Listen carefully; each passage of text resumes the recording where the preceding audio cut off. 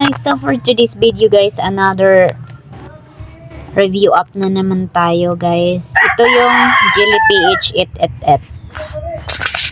So dito mga mima ko, marami po silang offer dito. Ito ay casino. Casino rin ito mga mima ko. Tingnan nyo nga naman ang aking money dito mga mima ko. Umabot siya ng magkano ba yun? 29,958.10. Wala po akong nilabas dito na puhunan. Alam nyo, pag new user kayo guys, bibigyan niya kayo ng bonus na 257. So, ito po yung bonus na sinasabi ko. Pag new user. So, pinalago ko yan sa mga laro nila. So, ito yung mga laro nila guys. Ito yung mga laro nila. So, ayan. Ito yung mga laro nila, guys. Like casino. So, ganun po ang apps na to mga mima ko. So, ngayon po, pag-uusapan natin kung makapag-withdraw ba tayo dito. Makapag-withdraw. Yan po ang inaasam ng mga tao. Lalo naghanap ng hanap buhay. Pero may mga tao talagang mawawala pong hanap buhay kasi maluloko sila, 'di ba? Ito yung nangyari dito sa ating account. So tingnan natin kung legit ba to. So ito mga mima ko. So ayan. Ito yung mawi-withdraw ko. So dito meron silang requirements para ma-withdraw mo to. Kailangan makapag-bet ka ng 5,140. So, 100 na gawa ko na yon. Kasi pinalagaw ko yung binigay nila na 257. Then, dito ako na dismaya, mga mima ko. Kasi nga, hindi siya hindi siya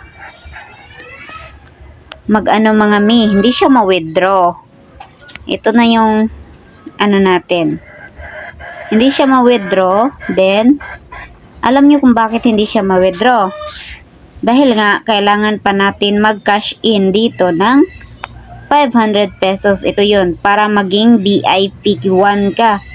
Pag maging VIP 1 ka na, so ayan, ma-withdraw daw ito. Sabi dito. Puntahan natin ang health support nila. Dito kayo magtanong. Dito ako nagtanong sa ayan. Yan, dyan ako nagtatanong. Dito.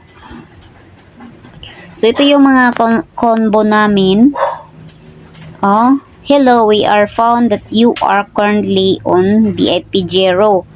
Have no right to withdraw funds. You need to recharge 500 to upgrade to VIP 1 before can withdraw funds and continue playing the game.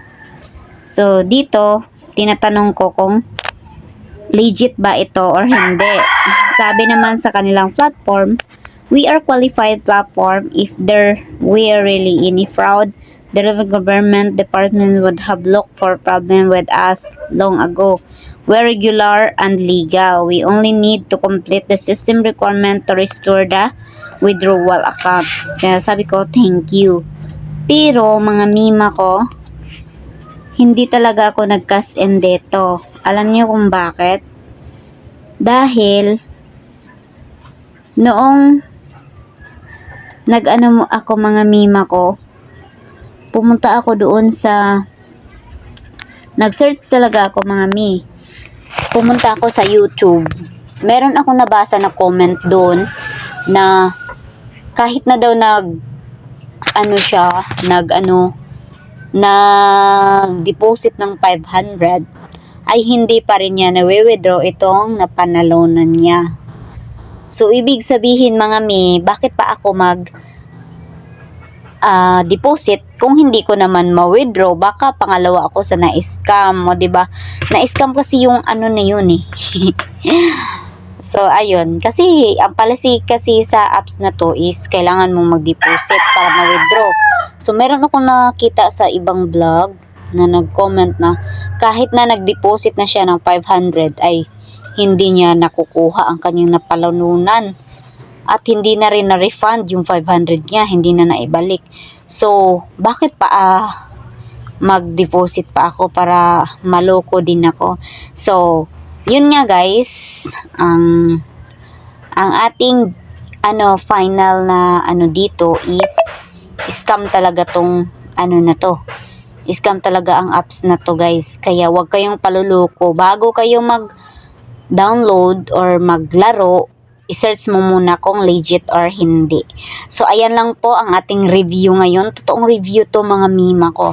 So, ang ating Jed's Anina apps is fake.